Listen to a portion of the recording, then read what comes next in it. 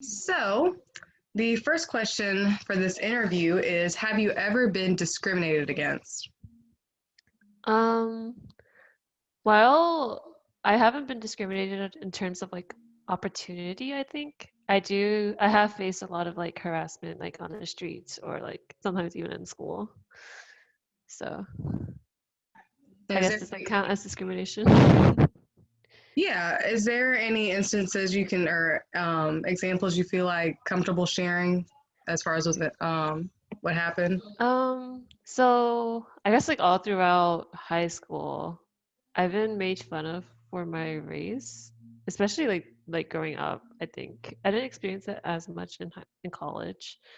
Um, but yeah, so it'd be called like, chink or like G slur. I don't want to like say them all. It's like oh, so many slurs.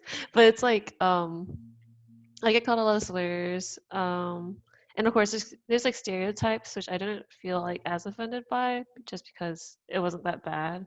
But being called a lot of slurs and like making like being like the butt of the joke for like, oh my gosh, you guys eat dogs and things like that is kind of like it was like really annoying and made me like internalize a lot of like racist things. So yeah. And Does that overall, answer your question? Yeah. yeah, it did. I was gonna say overall, you said because I was gonna ask you like how did that make you feel Mhm. to have all those slurs being thrown at you for so long and being the butt of the joke. Just how collectively has that made you feel, or did it make you So when I feel? said like it internalized racist, like the racism, it's like for me, I started to feel like ashamed about being Asian. Um, Especially like as an Asian American, people don't know if you're Vietnamese, Chinese, or whatever. So you get lumped in with everyone, and then it made me feel like I need to distinguish myself away from other Asian people and uh, try not to stand out too much as Asian. So that's interesting. You said that. So basically, you feel like you were kind of disconnected from your culture. You couldn't really express your culture as much. Yeah, for sure. Or else like I was worried about being made fun of and being isolated. The next question is: have you ever been underestimated at work or at school ever? Underestimated? Mm-hmm. Um, I don't think so because I've always I like because even okay, so like even though I wanted to like stay away from like the Asian standard because there's like that stereotype that Asians are like all good at like school. I ended up like not caring about that because I would realize that like school was important. So I didn't really feel underestimated in school. I just like I worked hard and tried to and I ended up being like really good at my grades and things like that. So no, I don't think I've been underestimated at school or at work. Mm-hmm. Now you mentioned the type of expectations that you knew you had to face. So did you always know that from a young age you had high expectations against you, or did you kind of learn that later Oh on in yeah, for life? sure. It was definitely since like probably like first grade, kindergarten or first grade. And it was like I always hear like, oh my gosh, she's only good because she's Asian, or like all Asians are good at math and things like that. You know? And this actually goes to one of my questions I was going to ask you. Do you feel like, like you said, people expect, oh, she's only good because she's Asian. Um, do you feel like that happens a lot or that would happen a lot in school where people would attribute any academic success you had to just you being Asian or, rather than you as a Yeah. person? It would often be attributed to my race instead of like my work. Um, and people are like, oh, she's just naturally able to do it instead of realizing that I've worked really hard. So I guess it's like a type of underestimation, but yeah. And like, what kind of effect did that have on your mental health for people for to kind of to know that people were thinking that you're just smart because you're Asian rather than recognizing that you worked hard and you studied hard to get good It grades? was really annoying. Like I always wanted to work to show that like, hey, I'm actually doing things for this work. But a lot of people just don't pay attention to those things. And personally, it actually made me self-isolate instead, like because I was tired of hearing things like that. I ended up just not really interacting as much with those kinds of people. My next question is, have you ever worried about being stereotyped by your peers? Yeah, so like I said, like growing up, being like the joke, like the stereotype and the jokes, made me hate being Asian. So I tried to like stay away from those things. Were there any following up with that? So, was it any like certain types of interest or likes that you would avoid being, being public about to others because you were worried that if you said that, oh, you like a certain type of music or you dress a certain way, that then you would be stereotyped by your peers? Yeah, so I think it was during high school. It's like whenever I did like a big shift because like before that, I looked more like nerdy, quote unquote.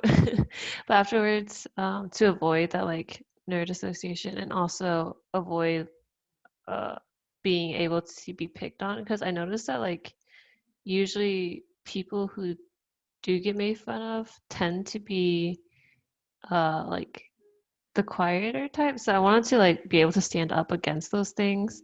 So I tried to like overcome that and like I changed my image and like became more talkative in that sense. And like I had to like force myself to like uh prove that I'm not like a normal Asian person.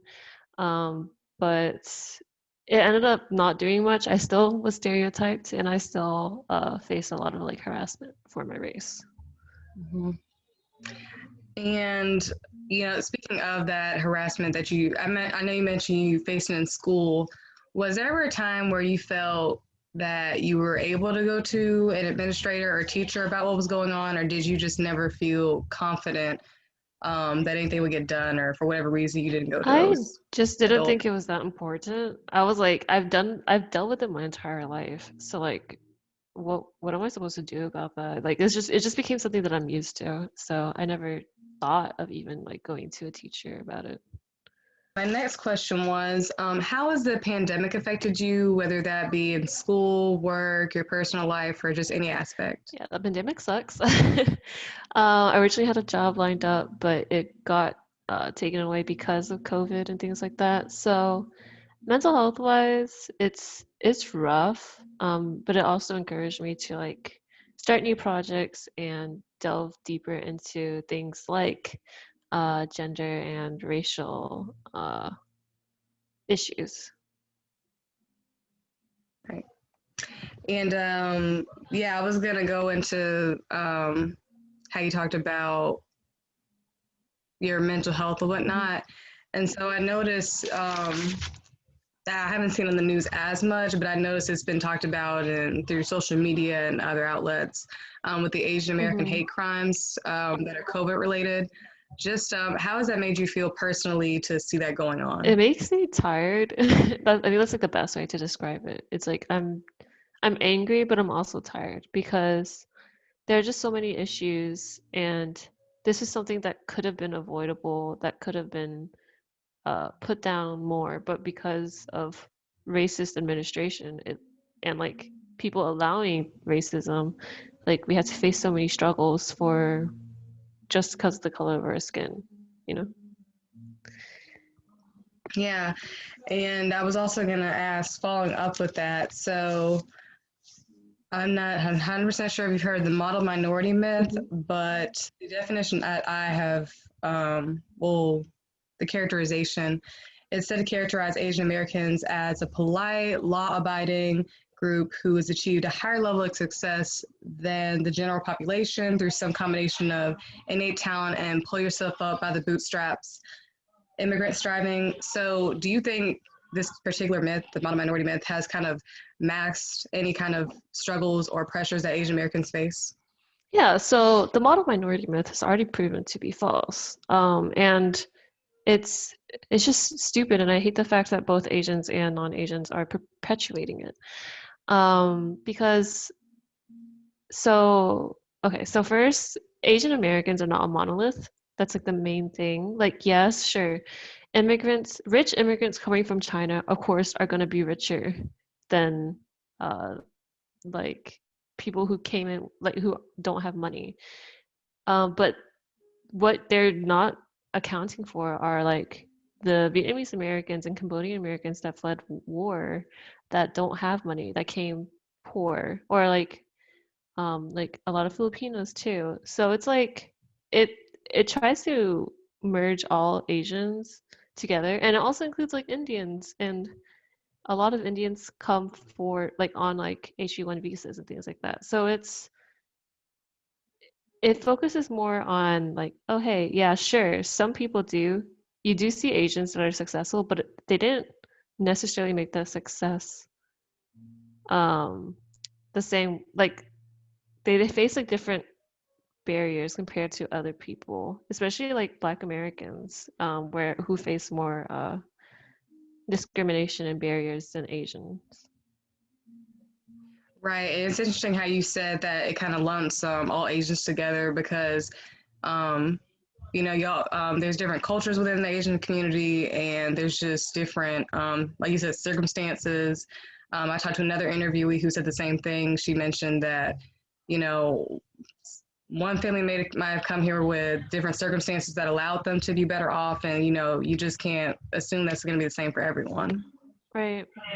So my next question is, have you ever felt that you couldn't be open about any struggles with mental health, whether that be with your peers or your friends or family, because of the beliefs or pressures within the Asian American and Pacific Islander community? Yeah, for sure. Especially in Asian American community, there isn't that much talk about mental health or uh, that kind of stuff because in general, it's not as established as a concept over there. So if you're an immigrant to America, the mentality is basically like you have to tough through it. You have to like work through it. Like you can't fix it, basically. You just have to struggle until you make it. And then after that, then you can worry about it. Mm-hmm. Yeah, and I read an article saying that it was listing different reasons as to why most Asians don't seek mental health care. And it was part of it was what you said, and also it mentioned a section about how most families will tell their kids to just go towards religion and just pray on it rather than Hmm. actually seeking help. Is that something similar to what you've experienced? Yes, but that's also because my parents were Christian. I know that a lot of different kinds, depending on where you are, it has different religious beliefs or non-religious beliefs. So, And so, what kinds of struggles that Asian Americans face in America do you think are hidden away from the public because of the model minority myth? one is like the income disparity. So because people often look at Asian Americans as like one lump thing, like for example, when they're talking about voting, like why, like even between voting, like Vietnamese Americans, for example, vote very Republican, whereas other Asians won't vote the same way. So people try to market towards Asian as a whole, instead of realizing that there are nuances and that everyone is different. And that, like, for example, Vietnamese American issues aren't going to be the same as Chinese American issues. But there are some things that bleed over, like the hate crimes, because non-Asians won't be able to necessarily recognize the difference. And just in your opinion, why do you think there's been such a rise in hate crimes lately in America? I just think that it's the allowance of racism, um, a mix of Trump's rhetoric, or not just Trump, but like Republican rhetoric about the virus in the first place, trying to portray, hey, it's from China, it's Chinese fault, it's blah blah blah, and placing the blame on China. On top of that, America's rough relations with China right now, as they're competing for power in the world. Um, there's like become as a result there's a lot of propaganda and fear mongering about China, which also unfortunately extends to Chinese people living in America by racist people who can't tell the difference. And have you faced any hate crime, whether it be through social media or in person? Personally, have you faced something like that recently or in Um, the last year? I've not the last year, but like about 2 years ago, I think. I did get harassed a lot. I think in the last year because I've been like just like chilling and not doing much. I haven't really been interacting with like social media and things like that. But I did get harassed, like in a sense, like cyberbullied, I guess, kind of. Someone was like spamming me like slurs and things like that. So yeah. And has that had any effect on your mental health whatsoever? Well, I think that in the last 4 years or the last 3 years in college, I like gotten a lot more comfortable with my identity and understand that like I'm not in the wrong here. It's they're the issue, not me. So while it did like bother me, I I've like learned to not I'm not as affected as it by it now. Yeah. But I do think that if it like increased like on a larger scale, it would be a lot for me. And I meant to ask this earlier regarding mental health and how it is with um, how it's perceived in the Asian American community. What kind of effect do you think that has on the youth that they have to just tough it out rather than seeking some help for their mental health? So I think it starts a cycle of intergenerational trauma because we see it. Uh, I see it at least in other families too. Um, so if people keep passing down that idea, like, hey, you just have to keep going through it, like, and telling their children that, it just causes more problems down the line instead of facing and addressing it now. And I can't remember who mentioned this earlier, but do you personally feel comfortable talking about your friends or family, or have you had that struggle of just trying to tough it out?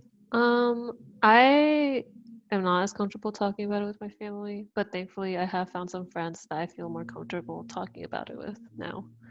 But traditionally, like at least until college, I usually toughed it out. And then this goes back to another question I had earlier, but I was asking if you think your academic success is attributed to your race rather than you yourself as a person. And since I'm bringing it up, just again, how did that affect you just personally and with your mental health, knowing that people weren't really seeing your work being attributed to you working hard and studying hard and working for it yourself rather than just you're Asian, so you automatically are successful? Yeah, it was, I mean, just like honestly, it was just really annoying, especially because there are times where people like would actually just come to me and like work with me just because I'm Asian, because they just expect me to like do most of the work or do or something like that, you know. So I found that sometimes people did try to take advantage of me academically, um, but mental health wise, um, it did give me like a bit of an imposter syndrome too. But I feel like now I've resolved those issues. Yeah, and there was another article I read. It was about the minority myth, and the author herself described a time where I believe she was struggling with a chemistry class or just some type of science Hmm. class, but the teacher didn't really seek out to, help her, or it was kind of just like I guess what her point was that the teachers didn't really couldn't believe that she was struggling just for the fact that she was Wow. Asian. Wow. That's all I can say. Yeah. So just have you ever known anyone to feel like kind of like that situation where they were struggling in a certain subject but they couldn't, it was hard for them to get help from a teacher or anyone else just because people assumed they didn't really need Yeah, it? I actually did get to talk about this with some of my other Asian friends, where like sometimes there are Asian people who purposefully do poorly just to like disprove like, hey, I'm not, standard like that. And especially when it comes to math, people just assume like Asian Americans might get passed over for tutoring or things like that because they just assume that they're gonna do well. Yeah, and that just seems to be kind of just disheartening because if you really need help with something and you can't really get it from anyone, then it's kind of like you just get passed around and eventually you're not really learning anything because no one's really trying to help Hmm. you. Um, oh, and then I was going to ask, due to the model minority myth, do you feel that you're expected to live up to really high expectations, whether that be through work or through school? I do think I'm like people have those expectations, but I'm not as affected by it. Okay. Mhm. And another question that I had was, so according to a PBS NewsHour segment on how the pandemic has affected college students' mental health, 75% of traditional college age students report poor mental health tied to the pandemic. And my question is, do you feel that you fit into this percentage? Oh yeah, for sure. I don't know. It's like my last semester of college was online. So like of course not. Stuff already graduated, but basically like doing everything online is so much harder than doing everything in person. Like you have to like really set a schedule for yourself and like you like all the tips are like, hey, you need to make different spaces for yourself and things like that. It's just it's a lot more work mentally and it's a lot more draining and there's so many more distractions and uh yeah. I just think that like it just most people would struggle with online school, like shifting from on like a real in person to online school. It is because it's like when you're in person, you just kind of have a routine. I guess it's like you develop a routine a lot better when you're in person than when you're online. You easily forget about assignments that are due and having to go to class online. It's just, I don't know, me personally, I feel like I like it better when I have like all my stuff in person versus online. Yeah, And it's especially just a lot more time management. And then, like you said, distractions like constantly. and like being able to just like go to the library and focus, or like be able to study with friends and have a whiteboard and collaborate and things like that. Mhm. Like doing that online is so difficult in comparison. It is. Because you also have to have to rely on like Wi-Fi and internet, and that can go wrong at any Oh time. yeah, for sure. I live in like the middle of nowhere, so my internet's like not really the best. Right. So my next question is, I start with the definition. So minority stress is defined as the experiences of psychological stress and heightened physiological responses that result from chronic or acute experiences of unfair treatment and abusive behavior related to one's belonging to a stigmatized minority group. So do you think you've experienced this or something similar to it? Can you repeat like the issue, like the name of the problem? Sorry. Yeah, it's called minority stress. Minority stress. Mm-hmm. Um, yeah. I mean, I think for me, it's like it's more like there are triggers for it. Like if I do hear someone call me a slur, like on the street when I'm walking on the street, sometimes it happens. Like I don't really pay attention to it, but it definitely does put some stress on me. And I think that there are small triggers like that that cause the stress to come on. And is this something that you hear on a daily basis, just whenever you're going anywhere? I want to say it's a daily basis, but I remember in New York at least, like it was. It depends. It just depends. Like sometimes I'd hear it, sometimes I'm just free to roam as you know. Mhm. Would you say it changed geographically from being in New York to Alabama, or did stuff like that always occur for you, no matter where you were? I think that did it change? No, it didn't change. I've heard it when I was here, and I am in Alabama. I heard it when I was in New York, and say about like the same amounts too. Is that something that you ever talk about with your family or your friends, or and if you do, is that something that happens to them as well? I don't talk about it with my family or friends. Well, actually, I have talked about it with my friends, but I'm not sure if they've also. uh experienced it. Like I think it depends. I Mhm. do think that Asian women do tend to get like harassed more for their race, but yeah. Is there a reason why you think it tends to be more female than male? I think it's just like it seems easier to harass women.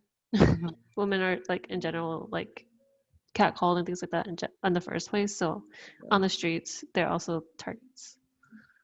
Yeah, they don't really see us as, I guess, intimidating, so they don't think we'll really react. So it's kind of just like say what you Like, want, and what are we gonna do, right? Fight them? yeah, Probably not. yeah, no, just kind of awkwardly walk off, and I guess just deal with it. Mhm. Unfortunately, do you think that there's a chance that you have been or that you might be underpaid at work compared to your white coworkers? I do think it's possible. I'm not sure about how much though, because like I think in my industry, the tech industry, like Asian women and Asians in general are more prominent. Um, but I don't know. I think it depends on like what industry you're in. Yeah. And so, a follow question, which is the main topic of this whole vlog, is do you or have you ever felt the pressure to be twice as good compared to your white peers, whether that be in work or at school? Yes. Especially when I was leading in college. Um, because I had to like prove myself because there weren't really any other non like South Asian Asians that were like leading, like for example when I was a senator in my college, I was the only Asian that wasn't South Asian at least. So like while the South Asian community was really strong at my college, there were like no East Asians, no Southeast Asians. So I had to like basically prove myself, and that's why I started a club, and that's why